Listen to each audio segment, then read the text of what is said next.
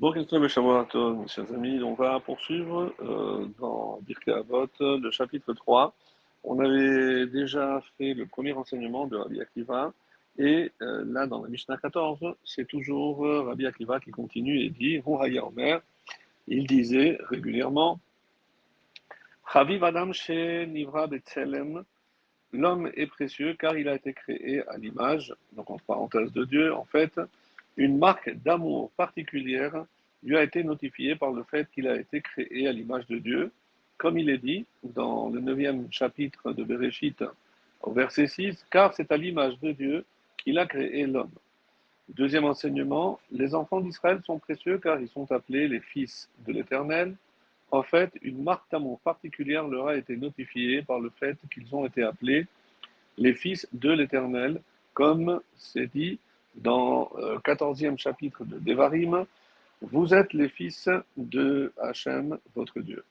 Troisième enseignement enfin, les enfants d'Israël sont chers car il leur a été donné un objet précieux. En fait, une marque d'amour particulière leur a été notifiée par le fait qu'un objet précieux leur a été donné, comme il est dit dans Michelet 4, verset 2, puisque c'est une bonne instruction que je vous ai offerte, n'abandonnez jamais ma Torah, comme on a l'habitude de le lire également dans la Tfila, qui l'écartov natati lachem, torati al ta'azohu. Ici, l'écart dans le sens d'enseignement, instruction, et torati al ta'azohu, n'abandonnez jamais ma Torah. Alors, écoutons ce que a à nous dire le commentaire de Rabbi Ovadia de Barthénora. Donc, je rappelle, donc, on est dans la Mishnah 14.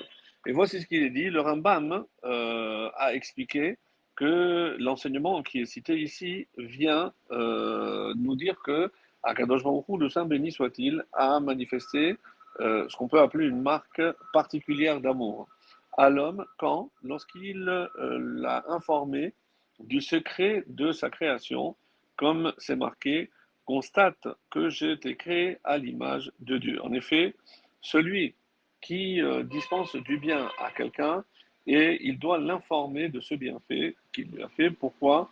Parce qu'il lui montre davantage d'affection que s'il lui avait prodigué un bien, mais que son tranché ne serait pas peut-être suffisamment important à ses yeux pour qu'il daigne l'informer de ce bienfait. Donc quand on fait un cadeau, il faut le notifier au bénéficiaire. C'est ce qu'il ressort de cet enseignement. On peut par ailleurs expliquer aussi ce passage de la manière suivante, dit Barthénora, une marque particulière d'amour lui a été notifiée, vient nous enseigner qu'il s'agit ici d'un amour dévoilé et connu pas simplement à celui qui est l'objet de cet amour, c'est-à-dire nous, le peuple juif, mais au monde entier. En effet, ce n'est pas simplement un amour discret que Hachem éprouve pour l'homme lorsqu'il l'a créé, mais un amour qui est dévoilé à tous les autres éléments de la création.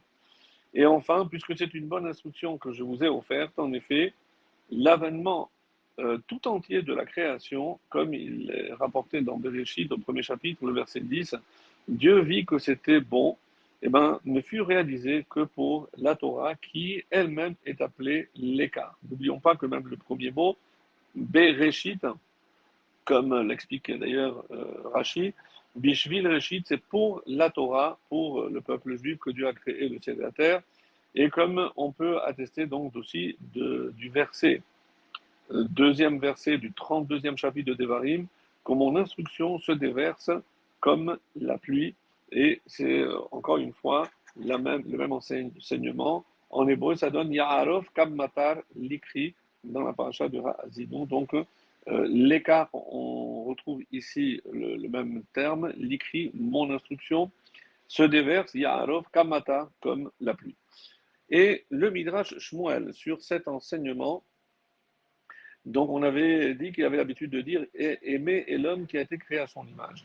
Alors il pose la question suivante, pourquoi Rabbi Akiva apporte-t-il une preuve de ce verset alors que l'Écriture avait déjà énoncé la même idée déjà à deux reprises. Par exemple, lorsqu'il est dit faisons l'homme à notre image, à notre ressemblance. C'est le premier chapitre de Bereshit au verset 26.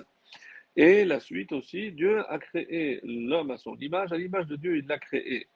On peut aussi, il aurait pu dire simplement, l'homme est grandement aimé par Dieu puisqu'il a été créé à son image, comme il est dit, et on rapporterait le verset de Bereshit.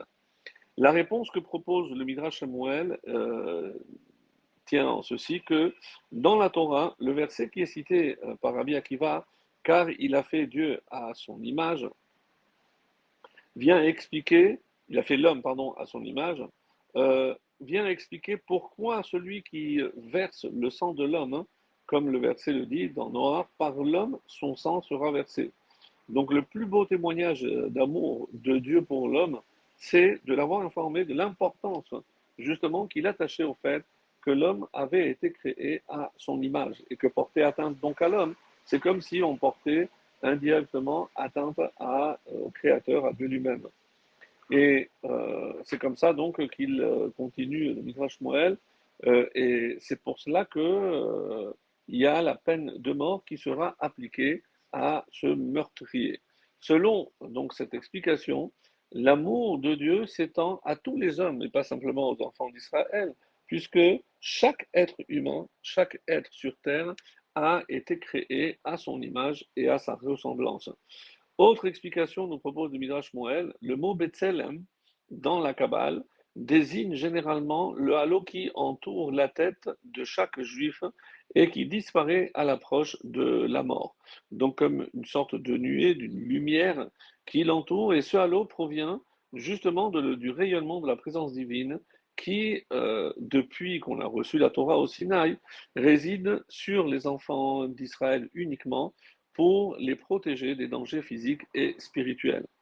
Comme des sages, par exemple, comme Rashbi, Rabbi Shimon Bar Yochai, eux, ils avaient la capacité de voir ce rayonnement et de détecter même sa présence.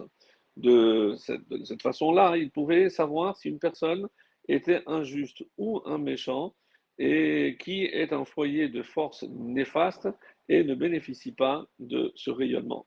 Donc, par la simple vision de ce halo qui entourait la personne, Rashbi était capable de définir le niveau spirituel de la personne. D'après cette optique, continue le Midrash Moël, Rabbi Akiva parle uniquement de l'amour de Dieu pour l'homme, par excellence, c'est-à-dire Adam. Adam, l'homme universel, le premier homme, qui avant justement le péché originel se trouvait au niveau spirituel le plus élevé qu'un homme ait pu atteindre et qui ne peut être atteint aujourd'hui que par un juif, parce qu'il est créé à l'image de Dieu, parce que son âme et sa force vitale émanent directement du Créateur. Selon cette explication, celui qui tue, par exemple, un non-juif est passible de la peine de mort parce que la victime elle-même ou l'un de ses descendants aurait pu se convertir au judaïsme. Une explication assez osée, mais voilà ce qui est dit et c'est la raison pour laquelle on est aussi condamnable. Ainsi, à propos de ce verset dans le Shemot 2.12, il tourna de ci et de là et il vit qu'il n'y avait personne. Vaïfen Kovacho, on parle de Moshe avant de tuer l'Égyptien. Eh ben, Moshe a regardé pour vérifier de part et d'autre, pas pour savoir s'il y avait des gardes qui le surveillaient, mais pour vérifier qu'aucun des descendants de cet Égyptien était appelé à se convertir. De cette façon-là, le verset, celui qui verse le sang de l'homme, par l'homme son sang sera versé, signifie que celui qui tue un non-juif est passible de mort parce qu'il a versé le sang de l'homme, c'est-à-dire du descendant éventuel de la victime qui aurait mérité d'ailleurs cette appellation d'homme quand, une fois qu'il aurait adhéré au judaïsme. Si l'un de ses descendants était réellement appelé à opérer, à se convertir, Dieu fait en sorte qu'il soit tué devant témoin, afin justement que le meurtrier soit mis à mort pour avoir versé le sang de Adam, Adam dans le sens large, c'est-à-dire le descendant en question n'a pas pu venir au monde.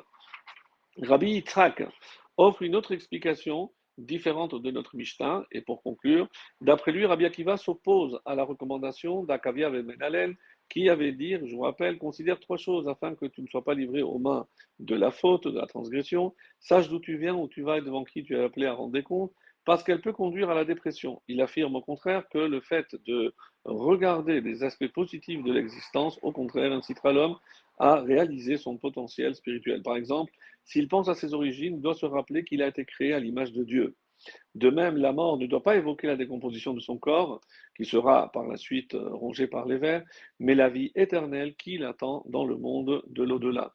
Et bien enfin, la dernière suggestion d'Akavia, sache devant qui tu es appelé pardon, à rendre des comptes, n'aura pas les effets escomptés si on ne comprend pas que les mitzvot ont été donnés aux enfants d'Israël justement pour leur permettre d'accumuler des mérites et d'acquérir ainsi une part dans le monde futur, comme le dit Rabbi Hanania ben Akashia.